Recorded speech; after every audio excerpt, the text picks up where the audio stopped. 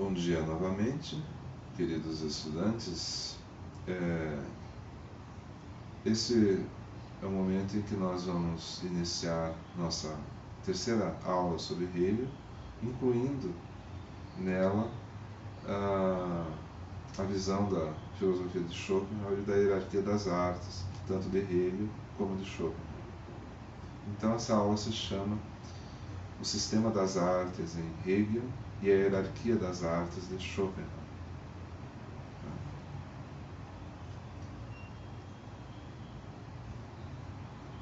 Então, vamos voltar um pouco à noção de sensibilidade que nós já vimos em Kant, em Baumgarten. Né? Sentidos e a arte para Hegel. Né? Ele daria pouca ênfase ao tato, ao olfato e ao paladar e ressaltaria a visão. Né? E essa visão ela possibilitaria para Hegel a relação teórica com os objetos por intermédio da luz, pelo que se vê a forma e as cores. É interessante ele colocar a visão com um certo distanciamento que permite, vamos dizer assim, uma visão teórica das coisas. Já na audição, é uma coisa muito mais presente, né? Seriam os sons e a vibração dos corpos. Né? E a arte, nesse caso, não teria outra missão além de oferecer à percepção sensível o verdadeiro, tal como existe no espírito, o verdadeiro na sua totalidade, na sua conciliação com o objeto e o sensível. Tá? Então, o verdadeiro centro, o meio, seria constituído, como nós vimos nas duas outras aulas, pela representação do absoluto, do próprio Deus. Então a gente veria aí com certo assombro, né, uma mitologização da própria estética, mas que é bem próprio do espírito da filosofia hegeliana. E a partir disso, né, um sistema das artes, uma hierarquização das artes, no qual a arquitetura seria o princípio da arte, seria o começo, né, e a ideia de lidar com simultaneamente o artístico vinculado com as necessidades mais básicas do ser humano. Isso estaria na base, então, dessa hierarquia das artes e seria seguida da escultura. E essa escultura, né, que vai representar especialmente, na visão do Hegel, o ideal clássico. Isso é um estágio também que vai demarcar no modo como essa escultura passa a trabalhar com a forma humana, marca então a passagem do universo da arte simbólica para a ideia de arte clássica, né? Não apenas como a subjetivação do humano, mas também como a busca de um ideal de harmonia e de formas, que de certa maneira apontaria para Hegel na direção desse absoluto. A pintura já teria a marca da interioridade subjetiva. Então, pelo fato, né, a gente passa pela Renascença, pela visão do Leonardo da Vinci a respeito, né, a pintura é uma arte que coloca coisas na tela, né, e basicamente não coloca apenas a técnica do artista, mas coloca efetivamente a sua subjetividade de maneira plena. Né? Enquanto a escultura ela tende a ser mais analítica porque retira, né, da pedra ou enfim do metal a sua forma. Já a música, né, a gente passou pela arquitetura, pela escultura e pela pintura. Já a música seria o sentimento desprovido de forma, a pura subjetividade espiritual. E isso estaria, devemos ressaltar, ainda não no topo da escala das artes, que seria a poesia em geral, né? Então, logicamente, pela visão dele da reflexão, do pensamento, né, como aquilo que estaria no topo, além da própria capacidade da arte, ele vai colocar a poesia em geral, como a arte da representação, como qualquer coisa mais rica e ilimitada, ou seja, como último ponto, antes desse estágio que ele vai considerar ainda superior de revelação do espírito, que seria a reflexão e pensamento. E dentro da poesia, ele veria, isso interessa muito a historiadores, a épica como objetividade. Então tem uma noção de objetividade na épica, tá? A lírica, ou seja, quando você fala a partir do eu, seria algo subjetivo, né? E a arte dramática, a ação, seria a interioridade do fato objetivo que é descrito na épica. Nós vemos, por exemplo, casos em que isso se mistura, né? Em obras específicas. A épica colocada no âmbito da arte dramática, então você teria simultaneamente uma interioridade, uma subjetividade, uma interioridade, uma objetividade, uma interioridade objetiva. E Hegel se limita a isso, ele não fala de outras artes, além dessas que eu mencionei, por considerá-las imperfeitas.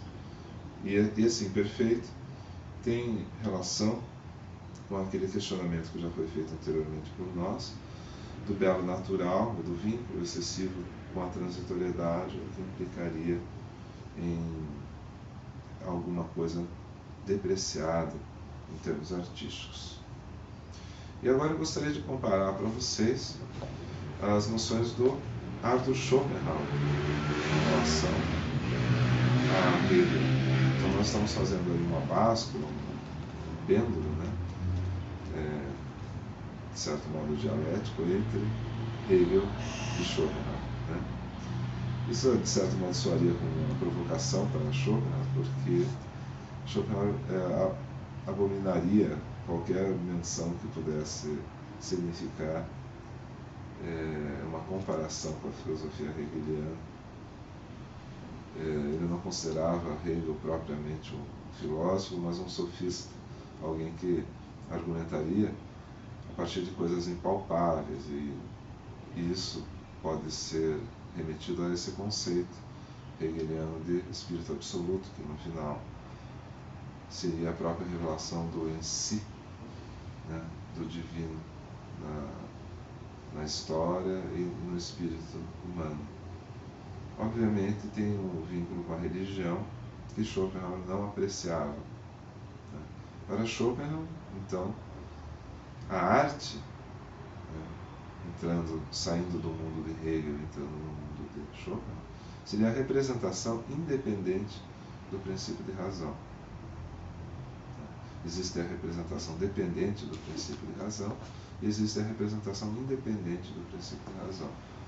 Aquela que é dependente e subjetiva é a relação com o conceito, a relação com a causalidade, com o tempo, com o espaço, enfim, com a ideia de sequência, com a ideia de epistemologia, com a ideia de conhecimento à maneira da filosofia e da ciência.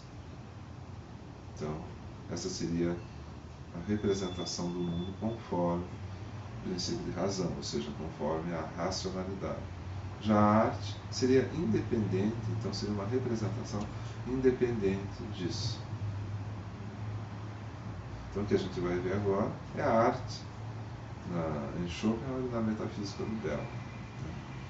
Então a ideia platônica para Schopenhauer seria objeto da arte. Essa ideia platônica não é mais apenas como Platão concebia a ideia, mas já é mediada também por toda uma cultura platônica que existiu na antiguidade clássica, né? Cultura do platonismo, né? especialmente Plotino, de onde provavelmente Schopenhauer tira essa ideia de ideia platônica. Né? A ideia platônica seriam as coisas em si mesmas, aquelas coisas no âmbito do ideal, né, consideradas no âmbito do ideal, e não mais do ponto de vista da sua transitoriedade. Então, os objetos seriam retirados do mundo sensível e colocados diante do artista ou do contemplador, que não é necessariamente um artista produtor, mas é a capacidade de apreciação que existe em cada um de nós. Essa ideia, então, que está por trás de cada objeto do mundo, seria retirada do contexto do mundo e colocada diante dos olhos do apreciador ou do artista em seu gênero e não mais em sua singularidade. Então, Schopenhauer vai entender a coisa assim. Em relação ao objeto da arte, nós não consideramos mais o quando, o como, o para quê e o porquê das coisas, mas única e exclusivamente o seu quê, né? Ou seja, a gente olha para as coisas em sua natureza. Né? E aí, a gente pensa também na condição subjetiva da satisfação estética, ou seja, na condição subjetiva para a apreciação dessas ideias. Apreciação e apresentação delas como obra. Né? E ele vê isso através especialmente de dois conceitos que já estão na filosofia kantiana e podem ser remetidos também ao empirismo inglês de Burke, a ideia do belo e do sublime. E, especificamente aqui, nós vamos dar uma olhada na ideia do belo e do sublime na natureza, que, ao contrário do que acontece na filosofia de Hegel, é extremamente valorizado na obra de Schopenhauer. Então ele vai, por exemplo, considerar a jardinagem, vai considerar o próprio modo como a natureza se apresenta diante dos nossos olhos, o belo natural, como algo muito importante. Né? E na analítica schopenhaueriana do sublime, ele vai considerar o excitante como contrário do sublime. Por quê? O sublime seria uma caracterização diferente do belo e diferente do excitante, e o excitante também diferente do belo, porque o belo seria a beleza, né? Então ela entraria em nós sem resistência alguma, especialmente pela consideração da harmonia. Então essa remissão ao mundo grego, né, e ao mundo da Renascença, onde as coisas encontrariam então a sua forma harmônica, a sua forma mais expressiva e clássica. Né? Então ela não ofereceria nenhuma resistência, enquanto o sublime ele oferece, na opinião de Schopenhauer, uma resistência. Então seriam aquelas formas de beleza cuja aproximação, mas não assim, ao ponto de sermos destruídos por ela, geraria uma certa inquietação ao espírito, uma certa opressão, por exemplo, pelas forças da natureza, ou por noções como a de infinito matemático, coisas, enfim, que estariam, de certa maneira, numa certa zona de conflito, de angústia no âmbito da apreciação do belo, e que por isso encontrariam uma outra categoria, essa categoria do sublime. Então, o sublime é, por exemplo, diferente do belo. O belo se aprecia, por exemplo, uma bela paisagem ou uma paisagem pintada, e isso não oferece resistência nenhuma ao espírito. Mas, ao mesmo tempo, se você considera a proximidade, por exemplo, suficiente de uma bela cachoeira, né, e que simultaneamente ela nos pareça bela, mas ao mesmo tempo nos remeta à noção de perigo, de que possamos ser esmagados por aquela massa d'água, isso seria já um elemento sublime. E por que o excitante seria contrário do sublime? porque o excitante já provocaria, né, não mais uma proximidade, um limite, mas sim um mergulho nessa experiência. Por exemplo, se você estivesse num barco descendo uma corredeira, isso seria uma coisa excitante.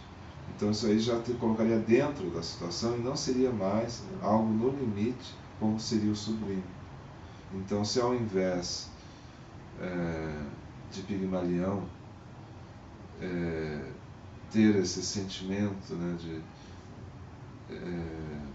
de paixão pela obra dele, ele efetivamente conseguir que a estátua que ele criou, pela qual ele se apaixona, se transforme numa bela mulher pela qual ele estaria apaixonado, isso sairia da categoria do sublime e entraria na categoria do excitante.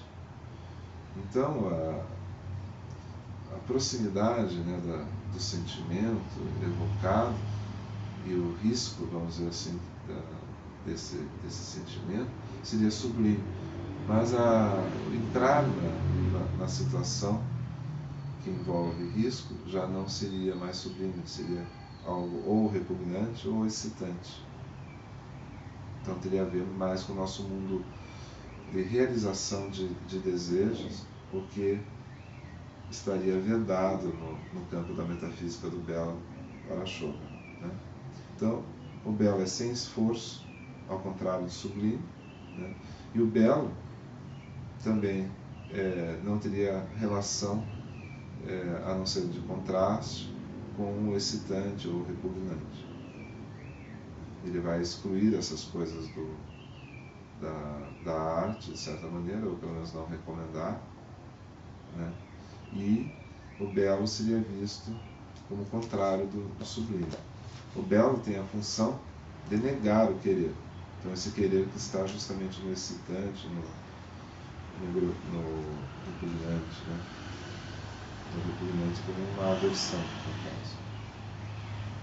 O belo tem a função de negar o querer. Trata-se de uma forma privilegiada de conhecimento das ideias, possibilitando a superação momentânea do sofrimento. Então, essa é uma questão. Como o excitante e o repugnante são ambos questões ligadas ao nosso desejo, o nosso desejo nos leva ao sofrimento, Schopenhauer desvincula a arte disso, colocando a arte como uma hora de recreio nesse nosso mundo comum, uma hora de recreio que nos alçaria à contemplação da ideia, e isso seria, enfim, apreciar o mundo e não estar na torrente do mundo, né? A arte seria essa exposição de ideias e nos tiraria desse contexto comum da nossa existência convencional. Em Hegel, como eu mencionei, o belo natural é rebaixado, enquanto para Schopenhauer, pelo contrário, o belo natural até antecede a obra do gênio, pois esse antes intui na natureza o que depois comunicará aos outros. O gênio, então, seria essa capacidade que está em maior grau no seio da humanidade, em cada uma das pessoas, que permitiria a contemplação das ideias, e o gênio artístico, né, ou efetivamente a figura do artista genial, seria uma figura que excederia completamente aquilo que Schopenhauer chama de produto e fábrica da natureza, que é o ser humano comum. O ser humano comum seria um produto e fábrica da natureza, enquanto o gênio seria uma criatura de exceção, uma criatura excepcional, que teria essa capacidade de enxergar as coisas em seu gênero e não apenas na sua transitoriedade. Ele contemplaria a transitoriedade dela e extrairia suas características então essenciais. E é isso que ele comunica através da obra genial. O artista genial não seria apenas um contemplador genial, mas seria alguém que teria simultaneamente a capacidade de executar isso de uma determinada maneira, também genial, né? O que é bem difícil. Então, em Schopenhauer, o belo natural antecede a obra do gênio, pois é na natureza que ele vai intuir essas ideias platônicas.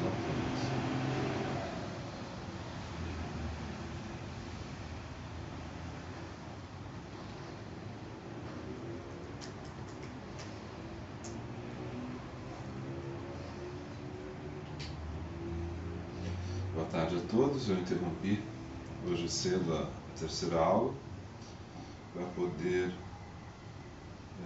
almoçar e fazer algumas coisas que eu precisava. Agora eu estou retomando, tomando um cafezinho também. Então nós estávamos falando que em Hegel o belo natural é rebaixado e que para Schopenhauer, pelo contrário, o belo natural é valorizado, né? E Schopenhauer tem uma filosofia que nós chamamos de uma filosofia imanente, então não é uma filosofia transcendente como a do Hegel. Então isso significa que Schopenhauer tenta explicar o mundo a partir do próprio mundo, e essa figura de Deus não entra nas concepções filosóficas de Schopenhauer. Então aí a gente já tem uma diferença bastante grande em relação ao Hegel, para quem a expressão do Espírito Absoluto, né, seria, na verdade, um equivalente da expressão, enfim, a própria exposição do sentido, né, da religiosidade que ele tinha. Então, através da arte, no caso do Schopenhauer, a gente estava falando também do conceito de gênio, o gênio, com capacidade de intuição das ideias, capta o essencial do que está exposto no mundo. E esse essencial, na verdade, é captar as coisas não na sua individualidade, mas sim naquilo que elas representam essencialmente, né? Aquilo que elas têm como característica universal, como característica inerente à própria humanidade e que sempre se repete nos tipos humanos específicos.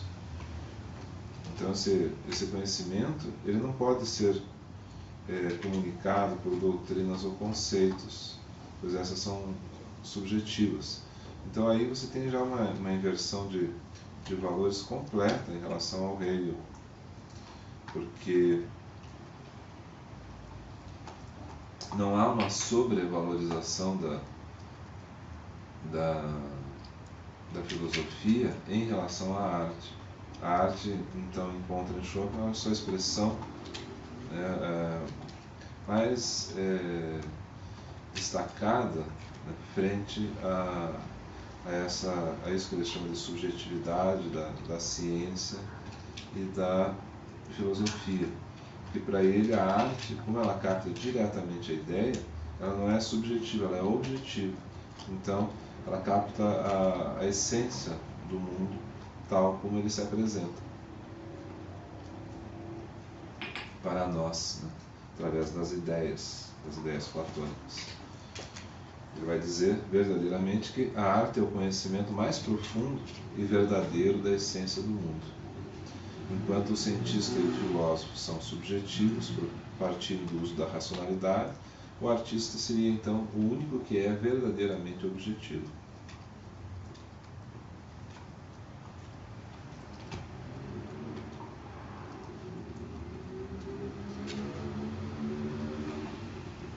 Schopenhauer vai dizer que a verdade da intuição estética, dada ao puro sujeito do conhecimento, remete a arquétipos da efetividade dos quais os objetos da racionalidade são opacos, écticos. Um arquétipo, né, se a gente for remeter, por exemplo, à doutrina platônica, seriam exatamente essas matrizes da efetividade, essas ideias, enquanto os éctipos são os tipos individuais que reproduzem essa ideia, ou seja, são as cópias já empalidecidas, né, são como se fossem meras sombras na caverna. Então, Schopenhauer coloca a arte numa categoria suprema, pois apenas ela é uma forma independente do princípio de razão. Apenas ela está frente à nossa possibilidade de apreciação nesse plano de objetivo, né, onde as coisas aparecem tal como elas são no mundo, e não como elas são explicadas pela ciência ou pela filosofia. Então, citando diretamente Schopenhauer, na obra O Mundo como Vontade de Representação, nos complementos de 1844, ele vai dizer que a obra de arte, né, ela retira o objeto de sua contemplação da torrente do curso do mundo e o isola diante de si. E esse particular, que era na torrente fugidia uma parte ínfima a desaparecer, torna-se um representante do todo. Assim seria essa possibilidade, né, que a arte nos permite de olhar para o mundo na sua essência, embora não na sua explicação. Né? Isso seria a tarefa da filosofia. A transição possível e momentânea do princípio de razão para a contemplação pura seria esse movimento que a arte faz. Né? E aí a gente pode nomear já a maneira como ele hierarquiza a arte. Né? Então, ele parte também da arquitetura, porque ela expõe os graus mais baixos da vontade, as forças da natureza, as qualidades da matéria, tais como a gravidade, a coesão, a rigidez, a reação à luz. A arquitetura é a coisa mesma e não uma cópia. Né? Então, nós vamos analisar hoje à noite, durante a disciplina, em sala de aula, um artigo da professora Maria Lúcia Cacciola, que espero que vocês tenham lido, sobre Schopenhauer e a arquitetura. E ali a gente vai extrair mais conclusões a respeito. Mas uma coisa que é muito interessante é que a hierarquia ela não é assim digamos assim, uma ordem que exima, apesar de estar numa sequência, assim, a arquitetura ela está ligada, por exemplo, com a música, no aspecto que elas não são artes de representação, como, por exemplo, a poesia. Né? E nisso ocorre não só uma hierarquia no sentido do mais primário para o mais sofisticado, mas também uma espécie de circularidade, onde os extremos se tocam. Isso é uma das coisas que a professora Maria Lúcia vai mencionar no artigo dela. Então, a arte para Schopenhauer, né, é um quietilho da vontade. E essa exposição das ideias através da arquitetura seria o princípio para nós também da ideia de contemplação ligada à arte na concepção humana. Depois, uma coisa que não entraria nas concepções de Hegel, como eu já comentei na outra aula, a jardinagem e a pintura de paisagens, que expõe a ideia do mundo vegetal. A escultura e pintura de animais, que expõe as ideias do reino animal. E estas são superadas pela escultura e pintura das formas humanas. E aí a gente vê uma similaridade com a forma, né, nesse último comentário, a forma como Hegel encarava a escultura da figura humana também, né, do ponto de vista da arte clássica. Então, a pergunta, aqui certas semelhanças às ideias de Hegel? Eu diria que sim. Né?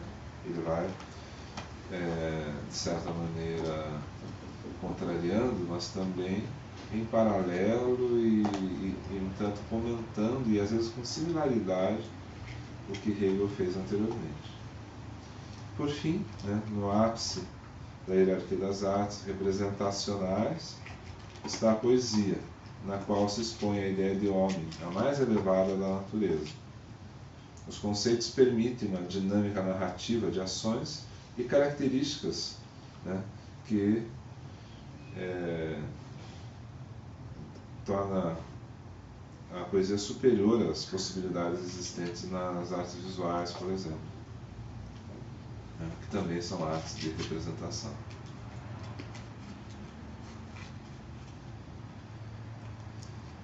A tragédia, nesse contexto, e tem um vínculo com a ética de Schopenhauer, é o ápice da poesia, pois expõe o lado mais cru e cruel da humanidade e tem como efeito a resignação diante da inevitável vontade que crava as garras em si mesmo, em sua autodiscórdia. O conceito de vontade seria, para explicar assim bem a grosso modo, aquilo que se manifesta através da matéria, através dos materiais e através dos organismos, inclusive o organismo humano, mas não é em si mesmo material, embora não seja um fenômeno ligado, por exemplo, à divindade. Seria a manifestação ativa de tudo que existe, né? E que, na opinião de Schopenhauer, antecede a própria matéria. Então, no caso humano, nós poderíamos conhecer isso através do nosso próprio corpo, dos nossos próprios sentimentos, das nossas próprias emoções.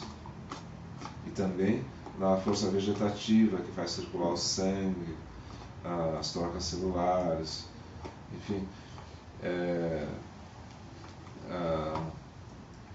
Nos vegetais, seria a tendência, por exemplo, para buscar luz, a fotossíntese,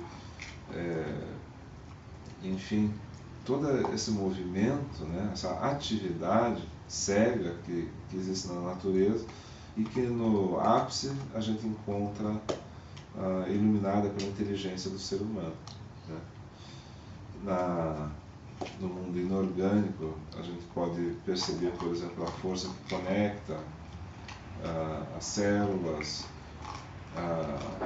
as próprias forças da natureza, como a lei da gravidade, a força eletromagnética. Todas essas seriam manifestações já empíricas da vontade, e a vontade em si estaria ao fundo de tudo isso, né? E essas seriam as suas manifestações no mundo como a gente o conhece.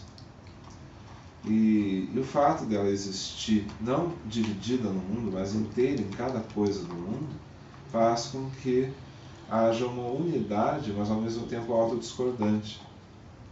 Por isso a ideia de que a vontade crava as garras em si mesmo.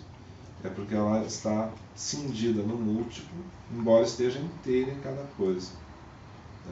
E diante do inevitável sofrimento que isso causa, da impossibilidade que a gente tem de conhecer, enfim, todas as causas e tudo que a gente precisa fazer em cada situação, e isso está exposto na tragédia muito bem, né? Nos restaria a resignação, que não significa que a gente não deva agir quando é possível, mas frente àquilo que é inevitável ou que a gente desconhece, né? E que nos atinge de um modo ou de outro.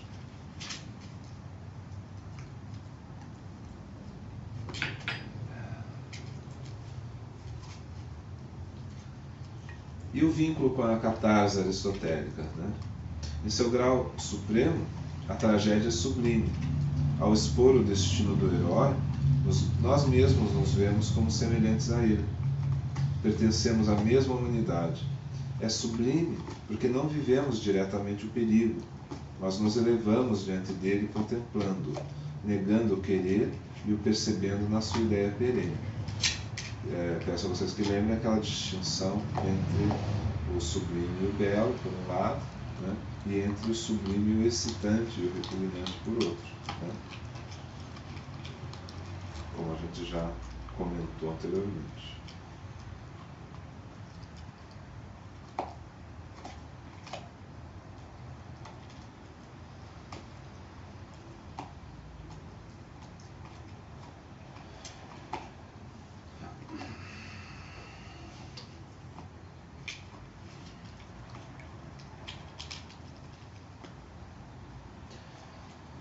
Então, ao expor o destino do herói, nós mesmos nos vemos como semelhantes a ele.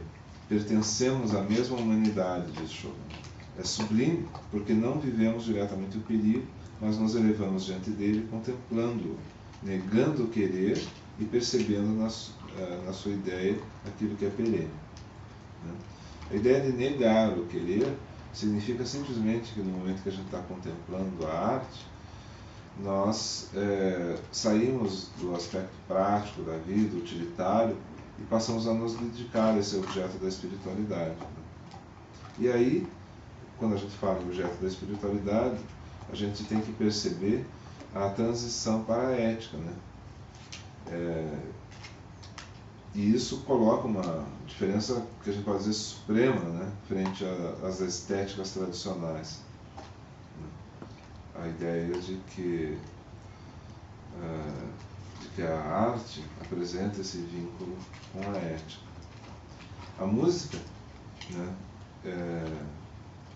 independente do valor que Schopenhauer havia para a poesia, não está como enredo no topo da hierarquia. A arte que está no topo da hierarquia, nesse caso, é a música, pois já não se refere mais a cópia nenhuma, a repetição de qualquer ideia das coisas do mundo. Refere-se, sim, à linguagem universal da coisa em si, que Schopenhauer chamava de vontade. Coisa em si é um conceito de Immanuel Kant para se referir ao mundo em si mesmo que nós não conhecemos. Nós conhecemos o mundo conforme nós o representamos, conforme ele existe para nós como um fenômeno. E o mundo em si, ele está além da nossa percepção, o conhecimento desse mundo. Então, negando a possibilidade de conhecer as coisas em si mesmas, mas apenas enquanto fenômenos, Kant estabeleceu essa distinção.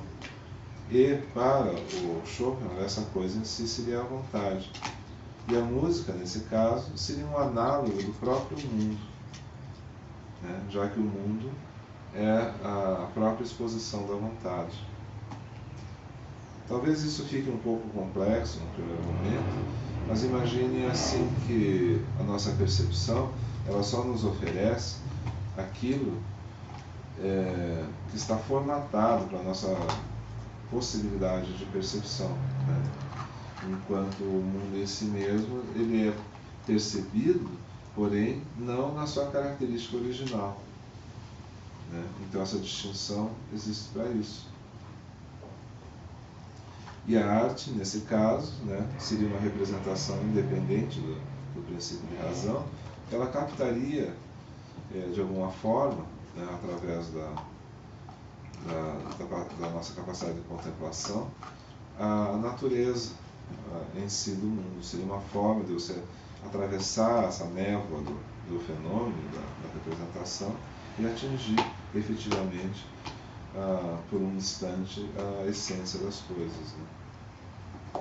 E a música reproduz em si mesma os graus de exposição da vontade.